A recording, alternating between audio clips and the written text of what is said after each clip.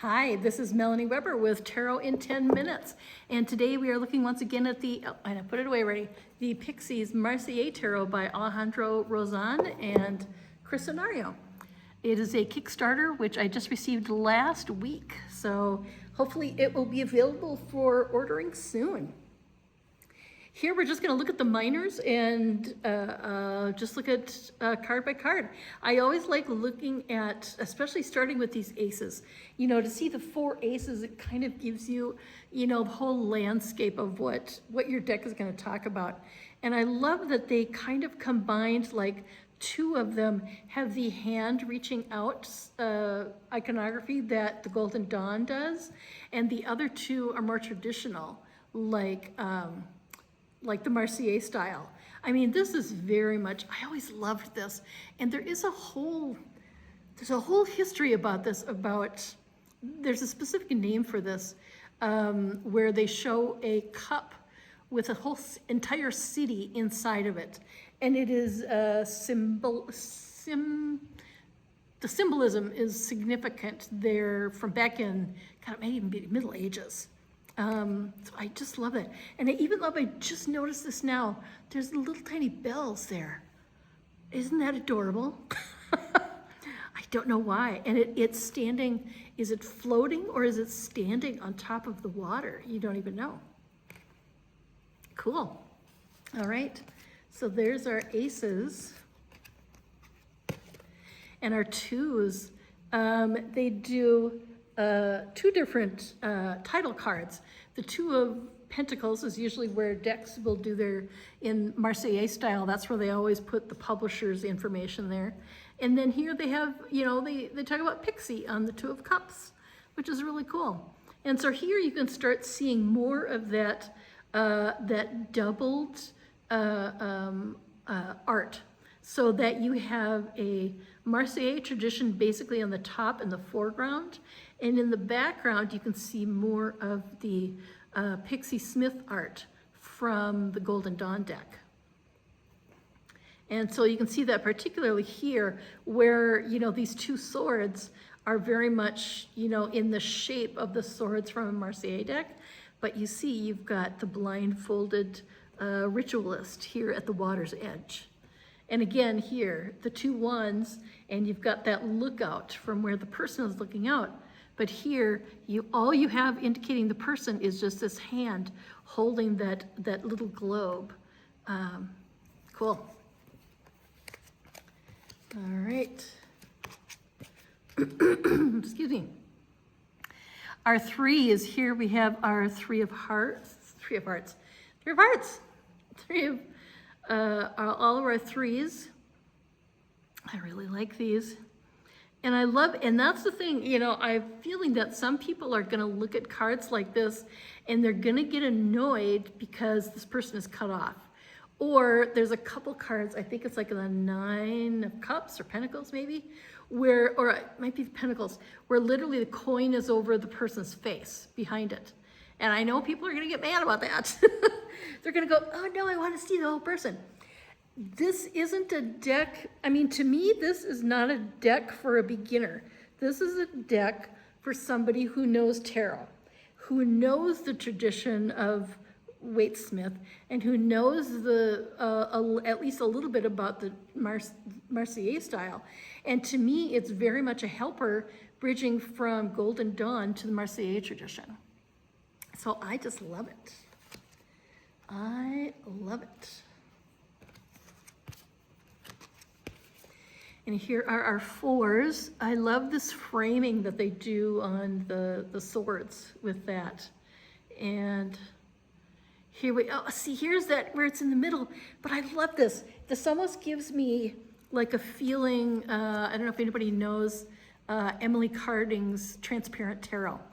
And, you know, when you're playing with that deck and you layer the cards on top of each other, and you get things that are literally blocking other things out, and you're like, no, that's a feature, not a bug. That's the way it's supposed to be. You're supposed to look at this and, you know, realizing, you know, he is almost caged behind this. He's so protective of this shield. You know, I love that he's holding a shield too. It's like family money. very old money, and he's holding on very tight to it. And you see he's almost imprisoned back there. And I love whatever these plants are. Interesting, it almost looks like water, doesn't it? I'm gonna have to look at some of what these different plant meanings are. Some quality time I think is gonna have to be spent with this book. Here are fives. And I love to see, this is where it gets interesting. Oh, I probably should have looked at the Four of Cups too, because the Four of Cups has the one being given by someone else, and the other three were sitting there. And here in the five, we have the 3 cups overturned and 2 are not. So it's still giving that Waite-Smith energy of the meaning. And here, you know, that's so cool. I almost missed this person here. I was just gonna say there's not a person in it, but you still get the idea of the card. But there is a person in it. Oh, I love this deck so much. I love that it is not centering the people. It is not about, it's less about ego. I think that's why I like it. It's less about your ego, and I feel like it's going to, to me, it's almost like what you look to tarot for. You want to look for a higher meaning. If we didn't want to look beyond what our ego could figure out, we wouldn't be using tarot. I mean, our ego can look at this and go, oh, well, yeah, obviously. I mean, these 3, that's, 3 out of 5. We're gonna do the math. 3 out of 5 of them are spilled. Yeah, I got 2 left, but look at that. But there's gonna be a higher meaning in regards to whatever question you're asking. That's what we're asking about. We're not asking about, surface meanings. Cool. There's the people in front of the church there. I love that this is the stained glass window. That is the Marseille style. And look at this, there's the hands. So you get the idea of people, everyone trying to grab their own wand in that one.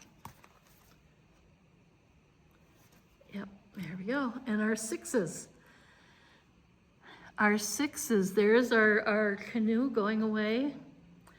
Oh, you get the horse from the triumphal, and the little laurel wreath from the triumphal parade of the Waite-Smith deck.